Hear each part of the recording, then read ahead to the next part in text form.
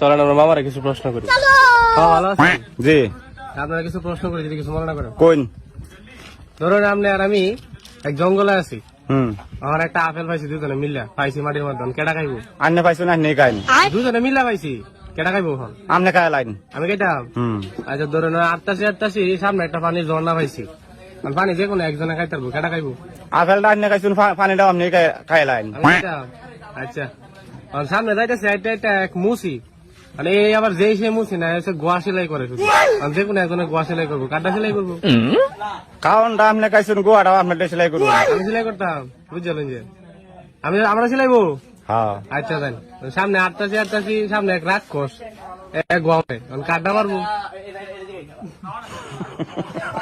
আমার তো গোয়া ছিল, আমি কাটটা মারবো। খালি তো আমি এটা মজ কর দি, মজ কর দি বাবা।